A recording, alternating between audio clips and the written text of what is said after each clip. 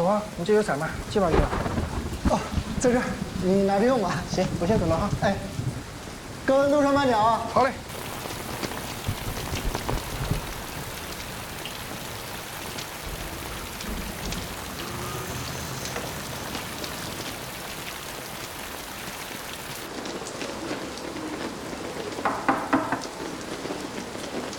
你的快递。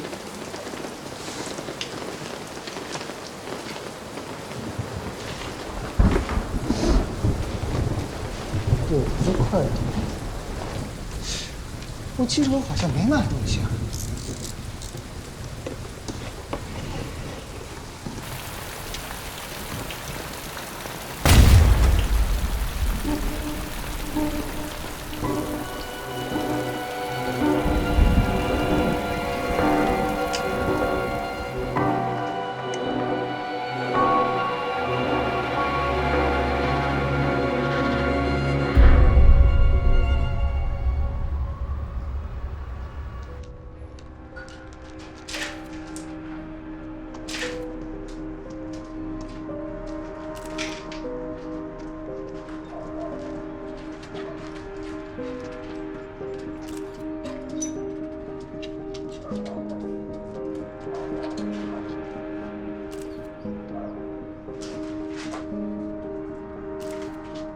这里就是爆炸点。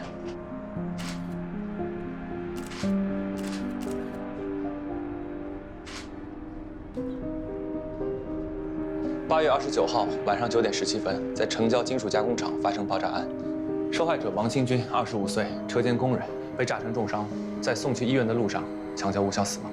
还有其他受害人吗？爆炸的时间比较晚，工人大部分都已经下班了，而且工厂地处比较偏僻，当时只有值班的王新军和另一位工人陈勇。陈勇因为上厕所逃过一劫。这炸弹是怎么被运进工厂的呢？从现场的爆炸遗留物来看，我们只发现了一个快递盒和一些玩具的碎片。快递盒已经完全被炸毁了，看不出任何寄件人的信息。初步判断，炸弹是被装在快递里，然后以某种方式被引爆的。其他的情况就要等检验科那边的结果。在爆炸物管控这么严格的情况下，还能发生这样的恶性案件？杜成，你要抓紧时间破案。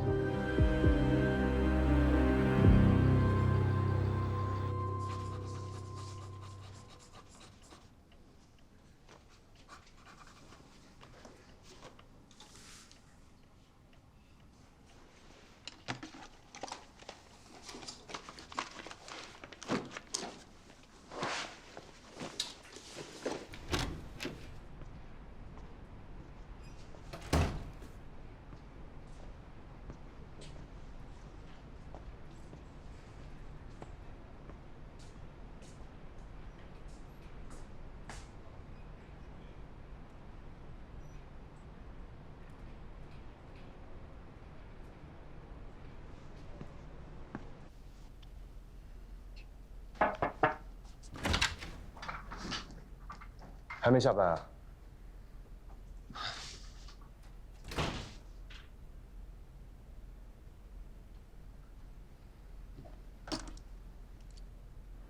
都11点半了。哼，忙着忙着都忘了。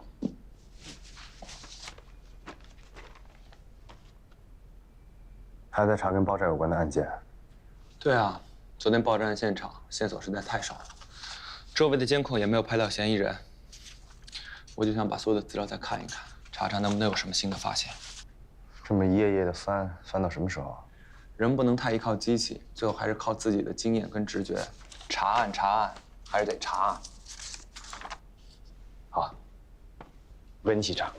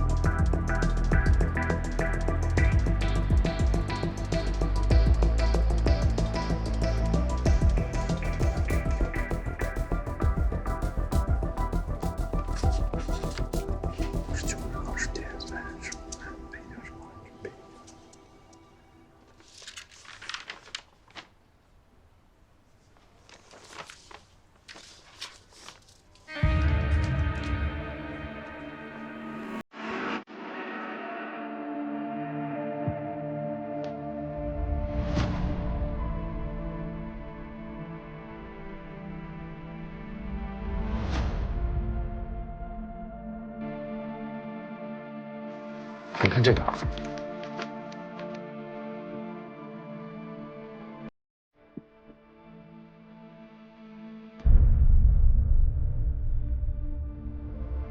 8月8日，在历城南区的一栋单身公寓里发生爆炸案。根据历城分局的现场勘验结果来看，爆炸源发生在708室，受害人赵建宇被炸伤，现在还在医院昏迷不醒。第1起案件发生在单身公寓，第2起在金属加工厂，但2起案件的爆炸物都放在机器人玩具里，然后伪装成快递送到受害者手里。作案手法高度相似，所以极有可能是同一人实施的连环爆炸案。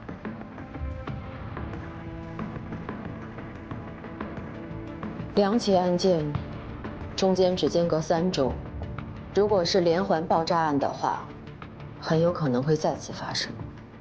我会向上级申请做并案调查，你们要抓紧时间查清楚2起案件当中的受害人是否存在着某种关联。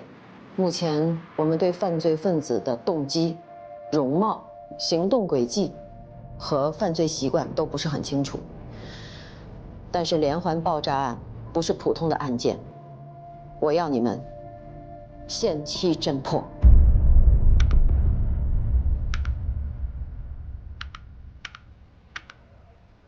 连环爆炸案一共分2种，一种是无差别的恐怖袭击，另一种是有针对性的恐吓复仇。无差别恐怖袭击的炸弹客，一般都非常享受万众瞩目的感觉。这个玩具，很可能就是他的签名。这2个案件波及的范围相对比较小，第1起只涉及到了1个受害者，第2起在夜间工厂也是1个受害者。他没有故意去扩大影响力，我们也没有收到任何关于连环爆炸案的宣言，所以我认为针对性报复的可能性更大。现在我们只能从2起爆炸案的共同线索入手，以此来确认他的动机。但是现在我们对这个炸弹客的了解只有这么多，我觉得还得需要专业的人士从炸弹本身做一个切入口。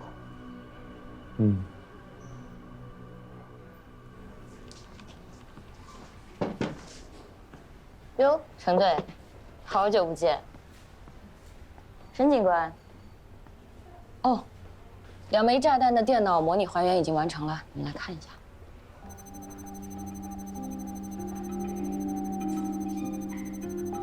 这2枚炸弹都是自制炸弹，手法粗糙，不像是专业人士做的。引爆方式呢？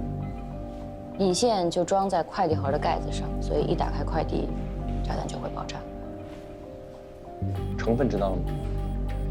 都是一些简单易得的原料，指甲油、清理剂、化肥。但是第2枚炸弹的成分里面混入了磷，威力更大，而且比第1枚的制作水平更高，破坏性更强。破坏性更强。我在想，如果他制作炸弹的水平不断提升，真的做出第3枚炸弹的话，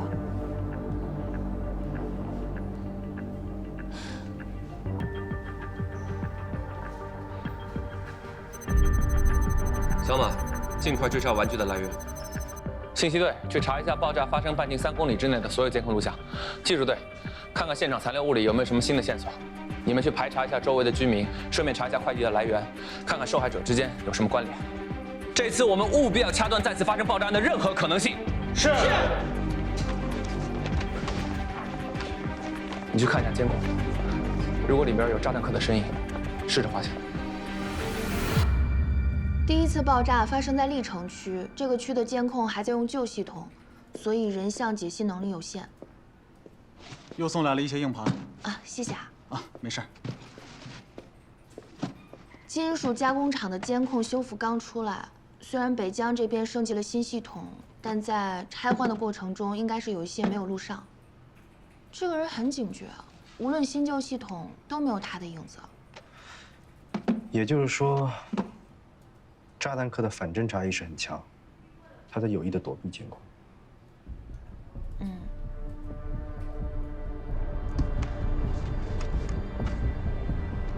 喂。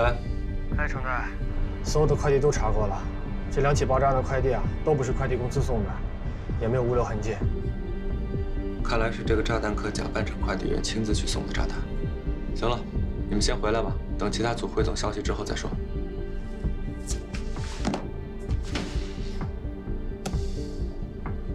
赵建宇，北疆本地人。2011年从北疆市第一中学毕业以后，就去了澳大利亚读了高中，还有大学。2019年回国，他在历城南区租了房，在金属加工厂的车间当生产经理。第二个受害者王新军是凤池人，中专毕业，随父母一起来到了北疆。他近2年呢，也在金属加工厂工作。结婚刚刚3个月。这工厂我去查过了。赵建宇和王新军就是单纯的上下级关系，也不是同一个车间的。这2个人住的也不近，也没有什么工作关联。为什么这个炸弹客会选择这2个人？继续调查，看看他们背后有什么经济纠纷或者幕后交易。这2个人既然工作上有关联，就可以基本排除无差别杀人的可能。没有无缘无故的恨。他们之间一定有什么共同点。走啊，去受害人家里啊！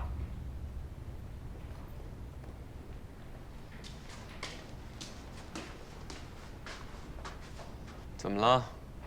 画不了像就办不了案了？走，带你看看，没有画像师我们怎么办案的？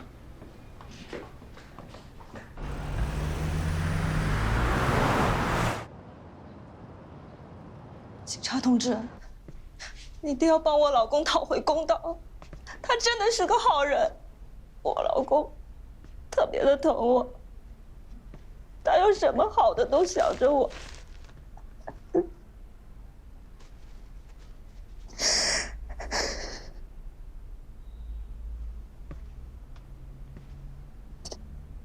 我们才刚结婚不久，他答应我。要带我吃好吃的，要带我过好日子。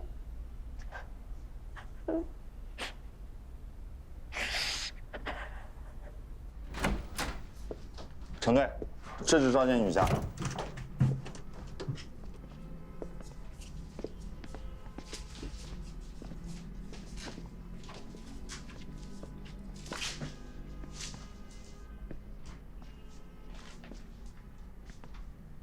第一次爆炸威力不大，怎么有那么大的爆炸痕迹？赵建宇在拆炸弹快递时，厨房里正开火做着饭，引发了2次爆炸。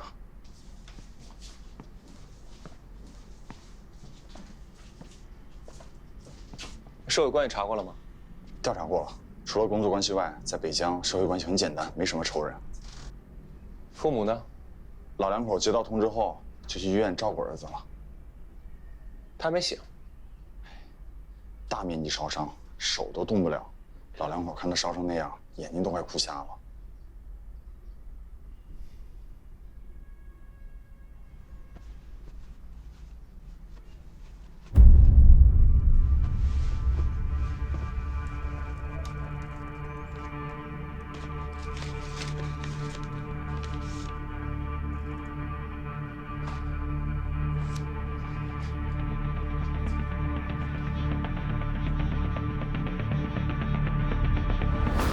同志，一定要帮我老公讨回公道。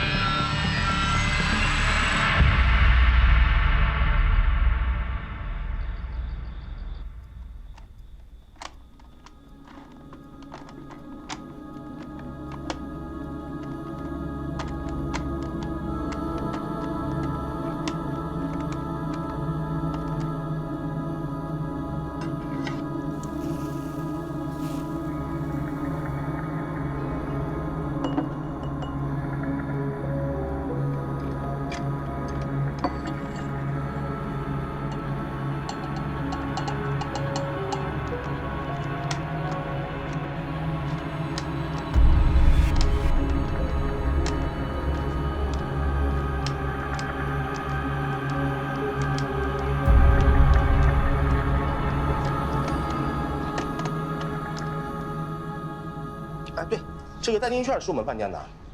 你看这2个人吧，应该是隔壁金属加工厂的工人吧，因为他们都穿成这样，老来我们这儿吃饭。最近爆炸案有听说过吗？知道啊。这样受害人。哦。想想啊，哎，这个我有印象，这应该是他们赵经理。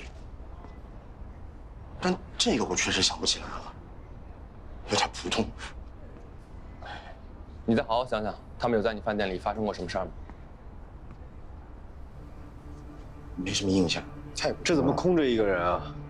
是辞职了吗？哦，对，这是个老员工。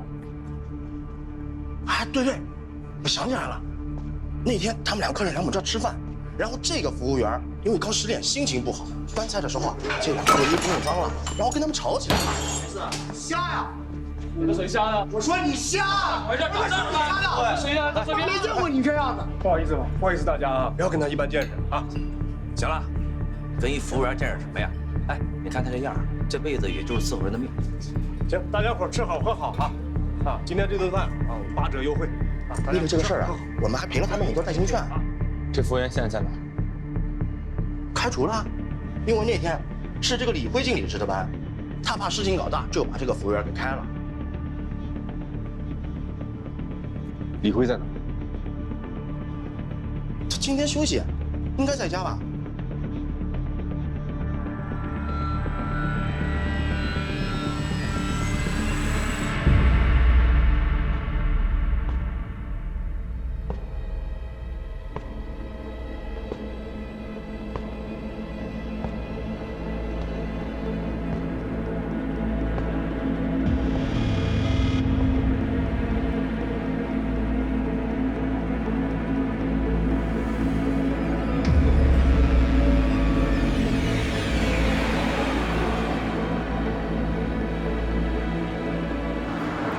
小峰，让跑跑小队去城北的瑞景小区，我马上就到李辉家。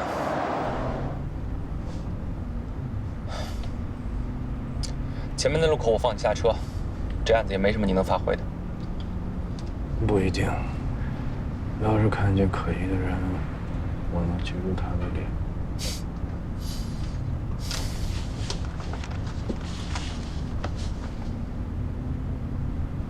什么意思啊？要跟就保持清醒。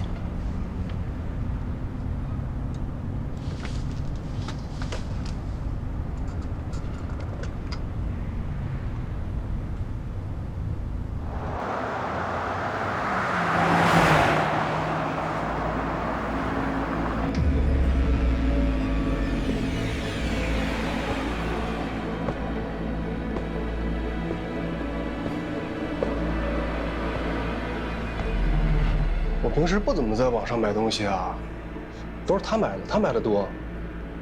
平时家里没人的时候，快递都放在哪？外面的地篓箱里。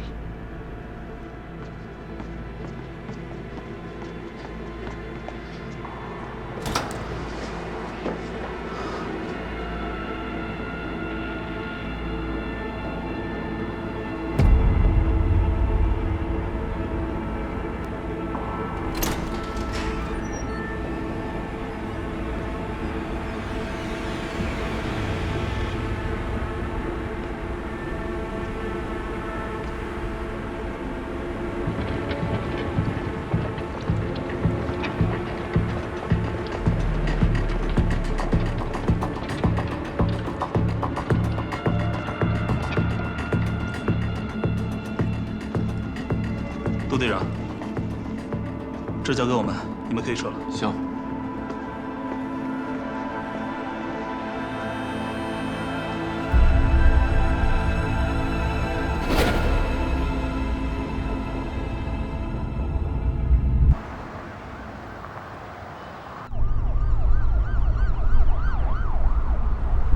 你说是不是又出什么事儿了？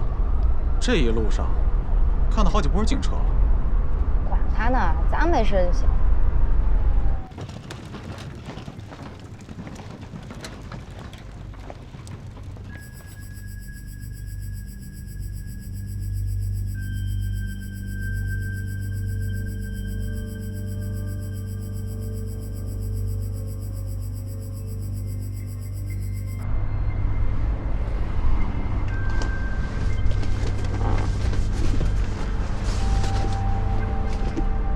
瞎买什么了？没有啊，这不一大早放门口吗？我以为是你的，就拿上车了。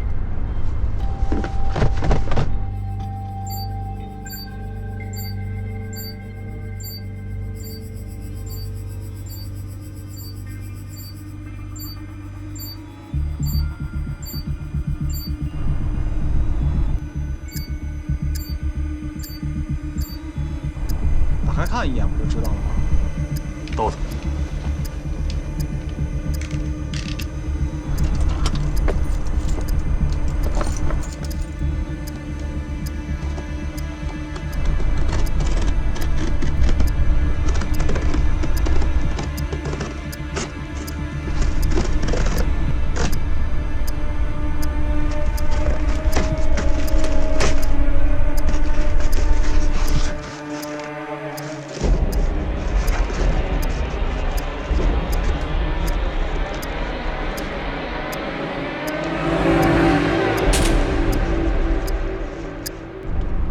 肯定是你买的。怎么了？好了，别看了，别看了，往后退啊！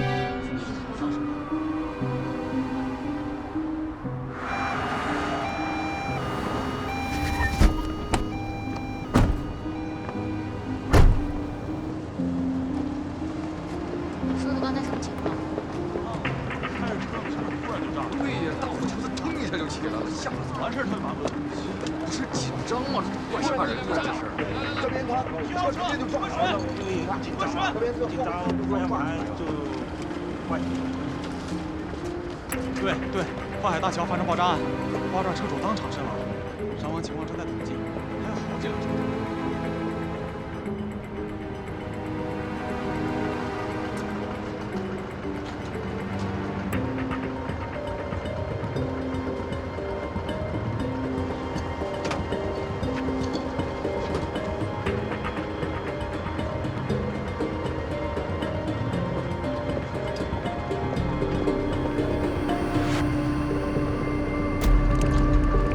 6时许，跨海大桥发生爆炸。据悉，引爆点位于一辆行驶中的私家车内，车上2人当场身亡。截止到目前，3起爆炸已造成3人身亡，9人受伤，嫌疑人仍未归案。在此提醒广大市民，如果接收到来历不明的快递，切勿随意开启或丢弃，可将其暂时放置于远离明火和人群的空旷位置，并第一时间拨打报警电话，由警方进行处置。此外，如有群众发现可疑人员，也请立即联系警方。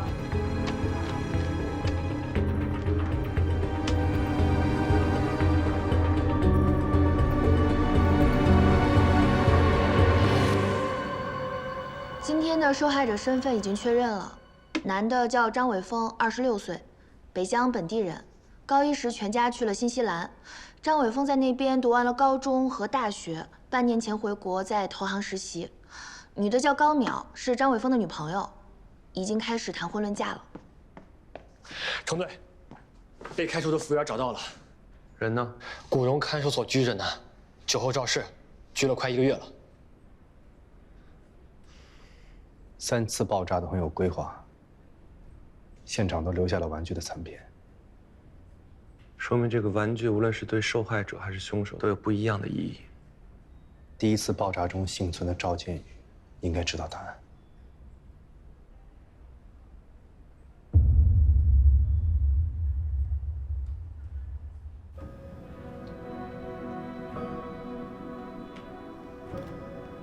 恢复的怎么样？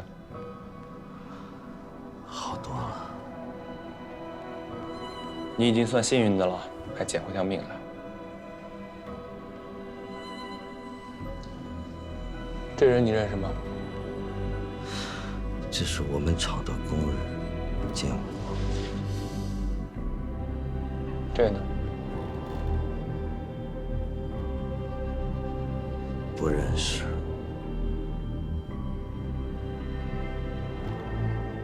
平时有得罪过什么人吗？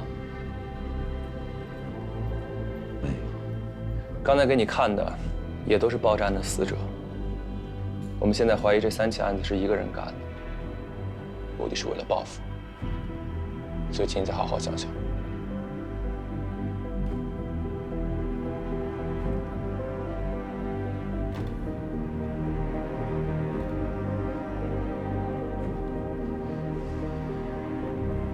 这个玩具你见过吗？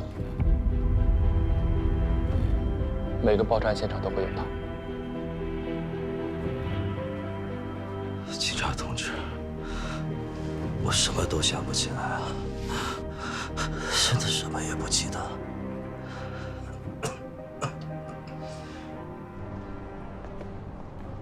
关于张伟峰，他没说实话。玩具他也没说实话，瞳孔变化不正常，他在掩饰什么？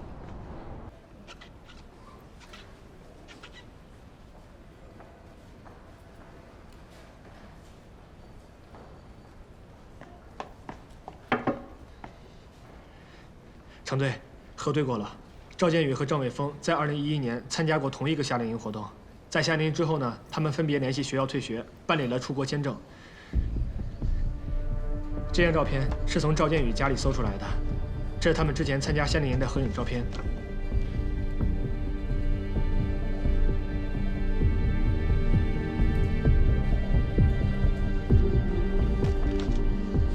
这是赵建宇小时候。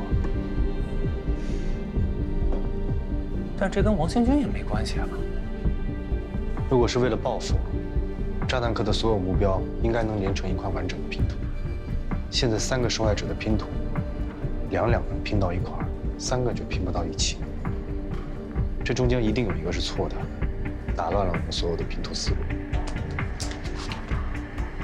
赵建宇和王兴军的关联是鹏哥小馆，但现在那个被开掉的服务员已经解除了嫌疑。目前在我们已知的信息中，这2个受害者唯一的共同点就是夏令营。李连凯2011年8月12日爬山意外坠落身亡，和夏令营当时的领队确认过了，李连凯和其他3个孩子分在一组集体活动，但在爬山的过程中，李连凯不慎坠落，其他3个孩子都平安无事。那李连凯的家人呢？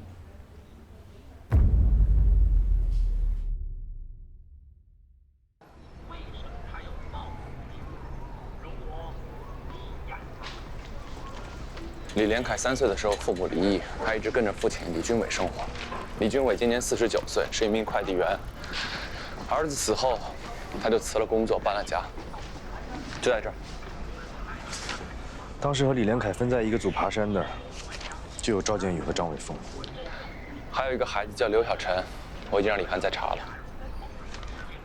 李连凯的坠亡恐怕没那么简单，会不会是这3个人和李连凯的死有关系？所以，李军伟对他们进行报复。程队，搜查证下来了。走。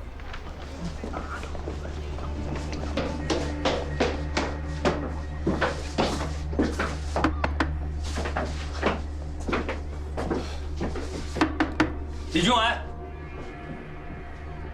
李军伟。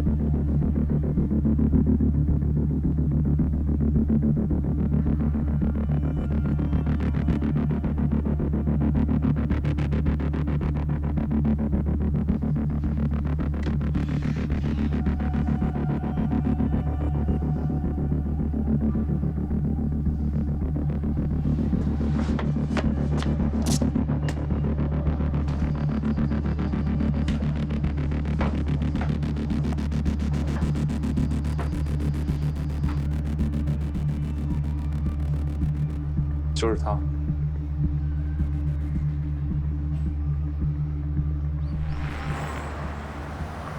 炸弹客的目标是和他儿子同组爬山的人，现在同组的人里只剩下了刘小晨，他应该是下一个目标。那为什么和夏令营毫无关系的王新军也会受到炸弹呢？现在最紧要的就是找到那个李军伟，找到他就都明白了。我认为，他的这些卡通图案都是在标记他的复仇对象。如果他已经知道了这些人的身份，那为什么还要用那么隐晦的图标来做标记？不知道，但肯定有他的道理。先送回分局，我要分析一下这些图案。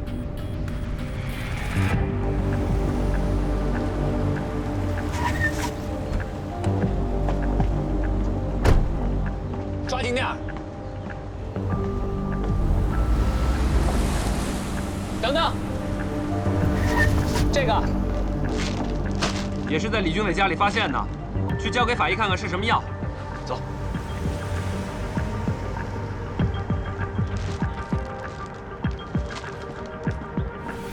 这药不是市场上获配的药物，是一种实验药，还在临床测试。从成分上看，类似于奥氮平，还有一些其他精神疾病的药物。精神疾病哪一种？哪一种不太确定，但这种药物通常都是治疗躁郁症、精神分裂症还有自闭症。那吃完会有什么效果？效果：减少多巴胺能神经元的放电，提升梭状回面部识别功能。什么意思？有的自闭症患者会有面孔识别障碍，这种药可以在一定程度上刺激他们的面孔识别功能。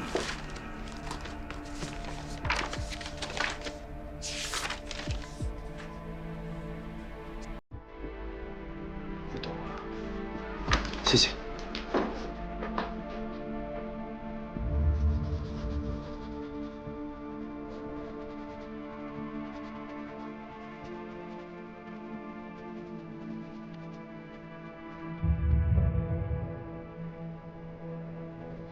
沈老师，这是什么意思啊？找规律。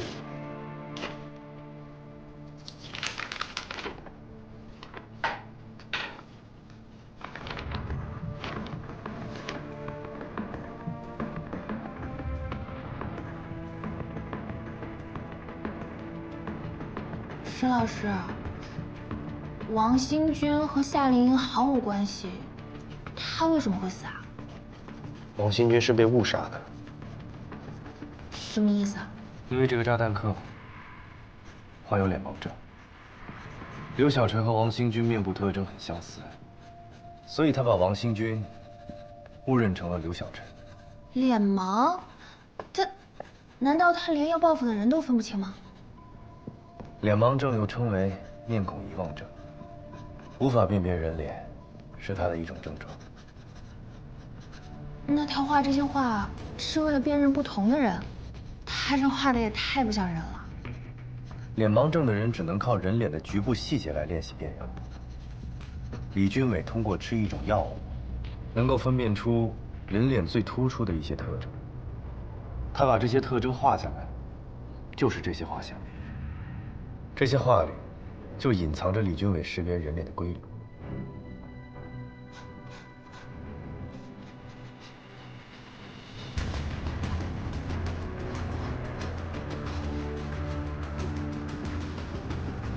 虽然勉强可以分辨出不同的人，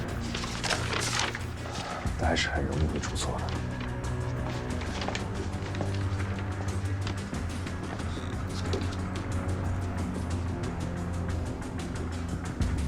因为脸盲，把他杀了，所以刘小晨还活着。但是在他眼里，刘小晨已经死了。所以他的下一个目标不是刘小晨，那这个人是谁呢？部长，倒过去。就是他，看他去哪儿。监控就到这儿了。我去交警那儿查一下，你先回局里。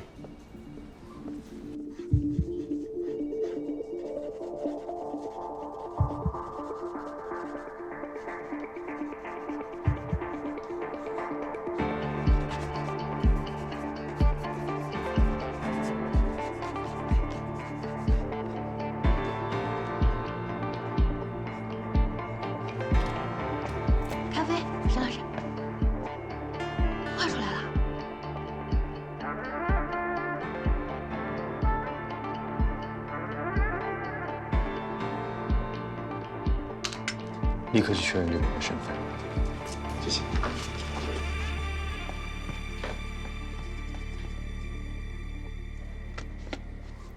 这是图案中的第4个人，上品玩具店的老板林志杰，初中毕业，之前是小混混，前2年继承了爸爸开的这家玩具店。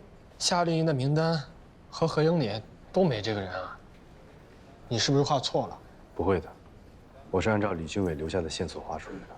他虽然脸盲，但在他的脑海里，对这几个人是有一个大致形象的。我已经对照着赵建宇和张伟峰推出了他的识别规律。 所以这第4个人不会错。既然李军伟的目标跟夏令营有关系，如果李军伟知道自己杀错人的话，那么他下一个目标应该是刘小晨。我觉得我们应该第一时间去刘小晨家布控。他不会知道自己杀错了人。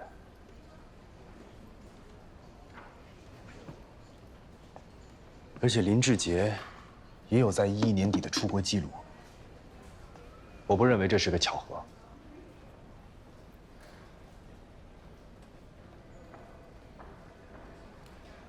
行，那这样，大家先去刘小晨家附近做好布控，我去找林志杰。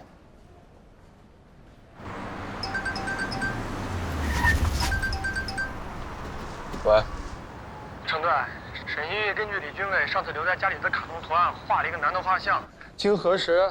是上品玩具店的老板林志杰，但这个林志杰啊，并不在上次那个夏令营，所以应该不是炸弹客的下一个目标。沈老师说他要自己去玩具店确认，让排爆小队先去保护刘小晨，怎么办啊，程队？那怎么着，程队？我们先去刘小晨家呢，还是先去玩具店？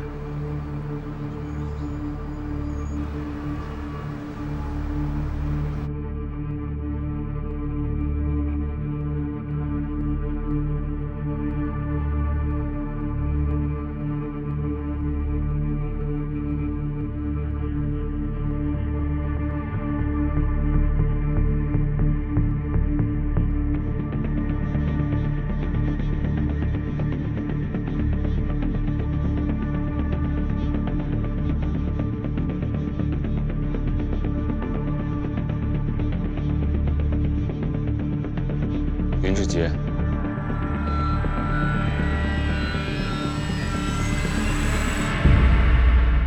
你不是林志杰。他有事出去了，我帮他看会儿店。你有什么事要跟他说吗？我帮你转告他。我是有话要跟他说，不过这些话我得亲自跟他说。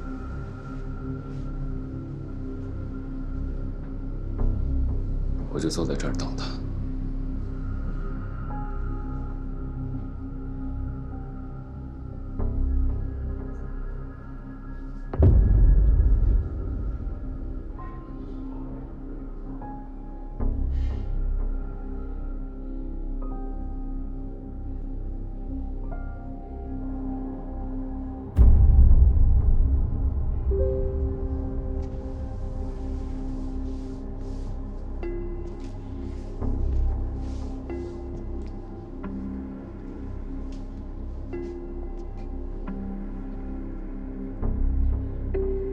林志杰居然还有脸卖这个！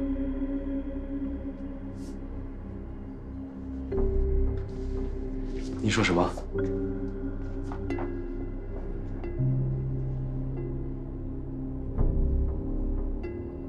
给林志杰打电话，让他回来。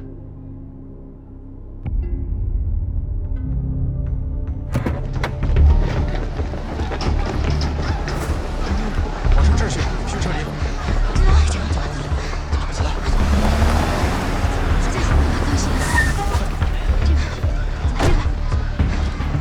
里面什么情况？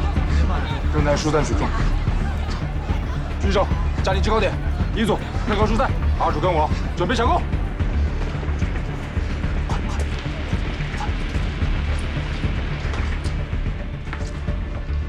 前段时间的几次爆炸，你听说过？听说过。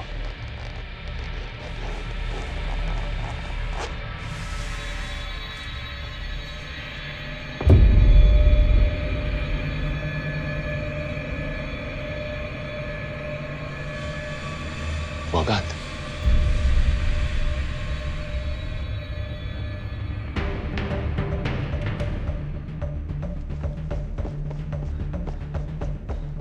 队长，狙击手画面已连接。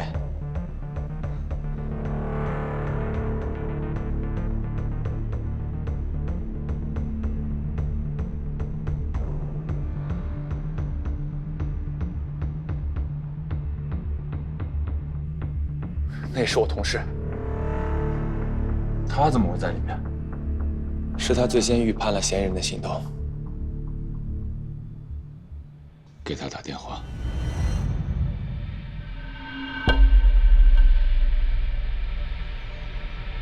只要我轻轻一摁，这个地方就没了。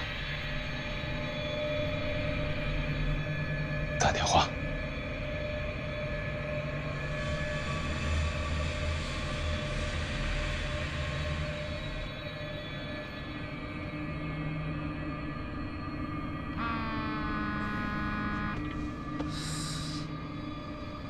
喂，哎，亚姐，什么时候回来？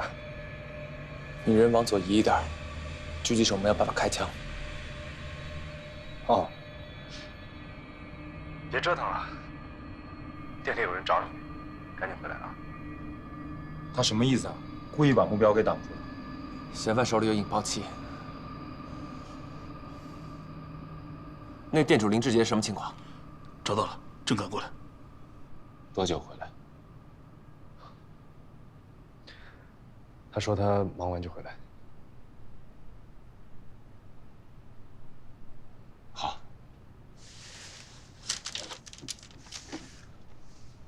那我就在这儿等他回来。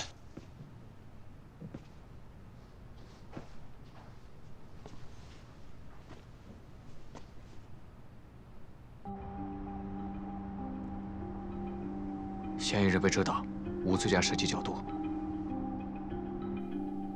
他要是不回来，就只能你陪我了。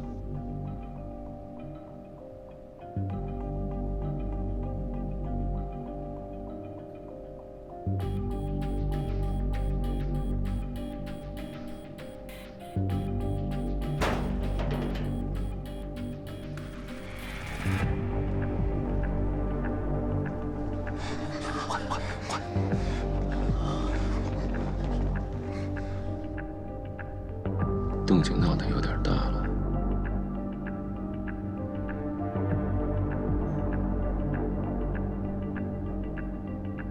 随便吧，反正我也没打算活过今天。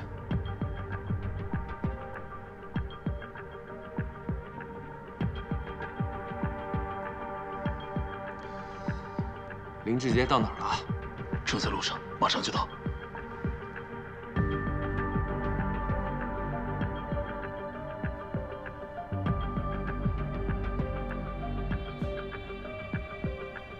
你离我近点儿。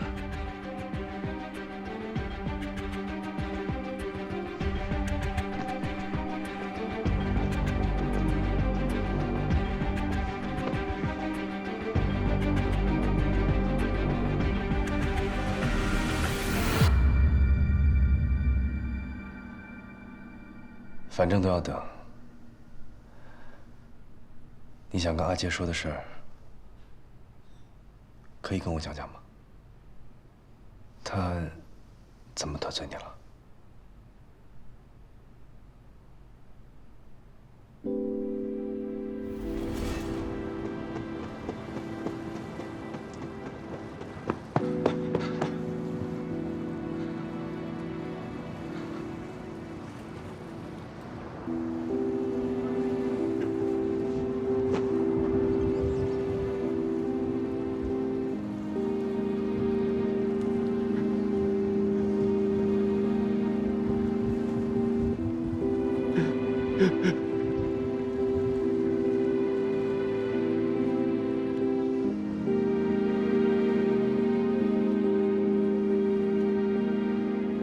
他们说是意外，可我知道不是。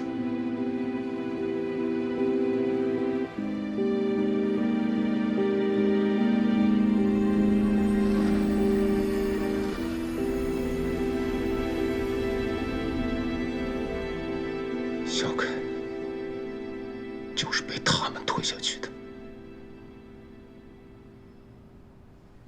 程队，李志杰到了。李连凯的死到底怎么回事？我们不是故意的，我们真不是故意的。那天到底发生什么？我没参加那个夏令营，我在爬山的路上遇到了张伟峰。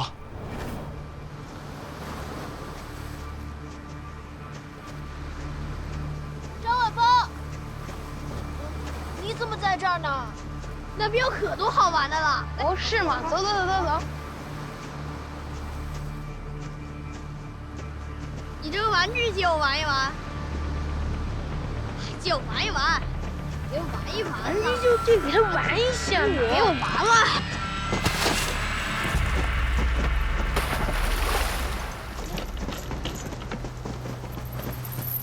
警察同志，真是他自己掉下去的，真是他自己掉下去的，跟我没关系，真跟我没关系啊！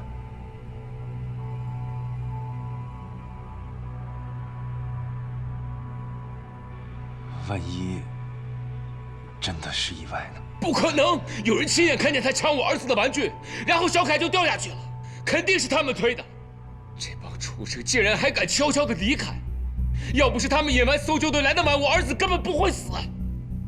所以，我要一个一个的看着他们去死。李志杰就是最后一个。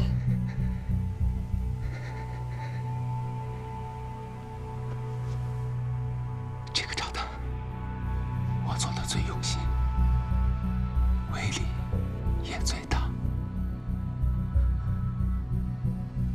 李志杰怎么还不回来？再给他打电话。你也知道，警察现在都在周围，他一时半会儿怎么回得来？他回不来，你就得死。外面的人，我知道你们听得见，给你们15分钟，给我把李志杰带回来。如果带不回来，我就引爆炸弹。角度可以，狙击手准备。不许射击，暂缓射击。为什么？这个是绝佳的击杀机会。嫌疑人手里拿着引爆器，就算击杀了他，肌肉反应也很有可能触发引爆器。可是我兄弟在里边，他不能有任何闪失。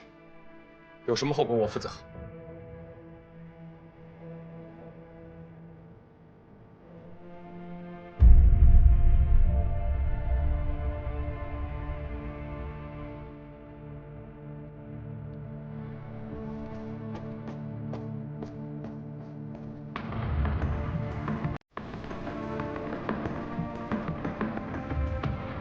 还有12分钟。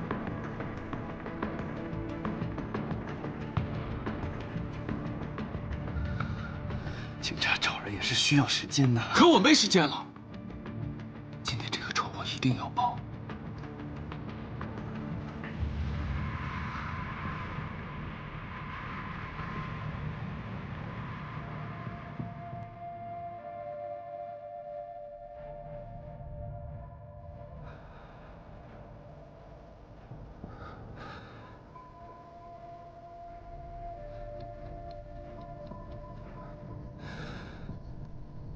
李志杰不回来了。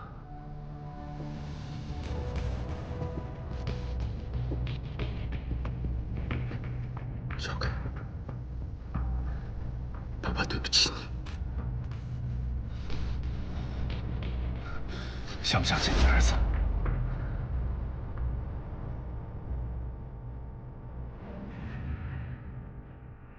像。一会儿就见到了。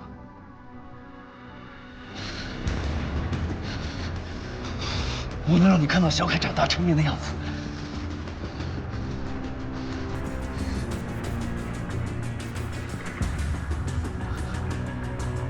给我10分钟，5分钟。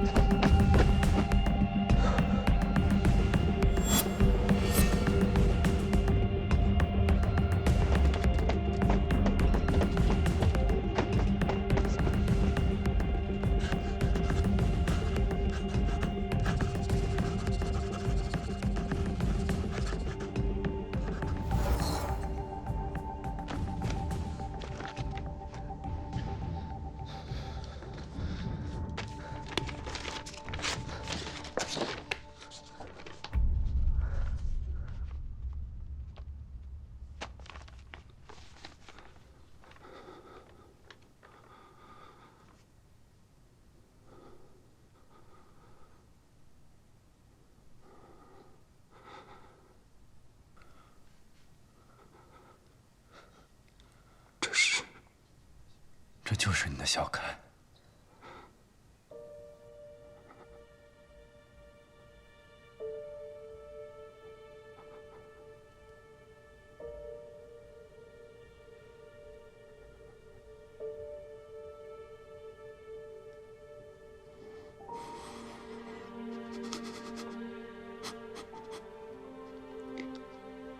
是我的小凯，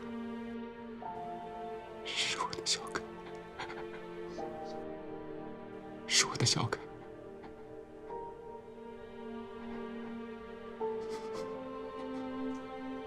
是我的小凯。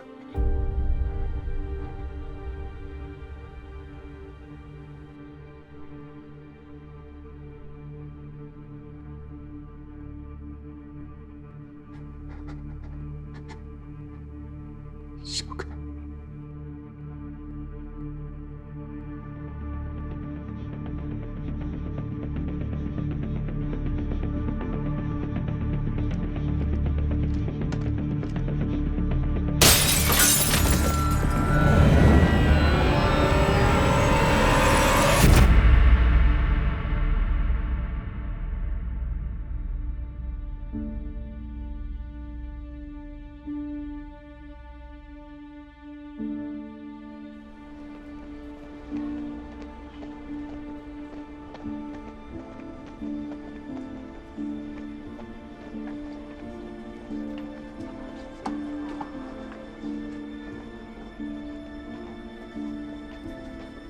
李叔，对不起。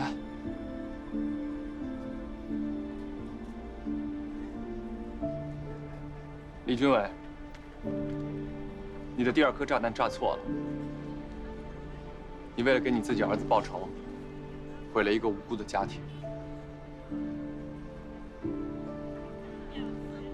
就用我的命抵他的命。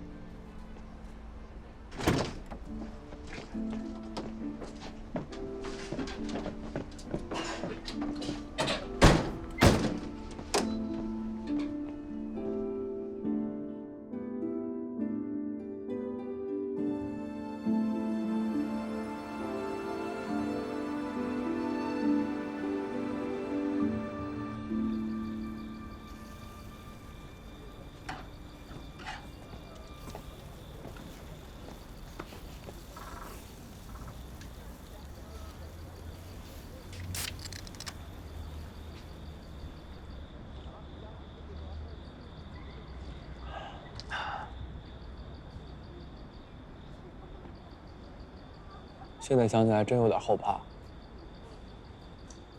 那时候要不是你接住那个引爆器，咱俩就同年同月同日死。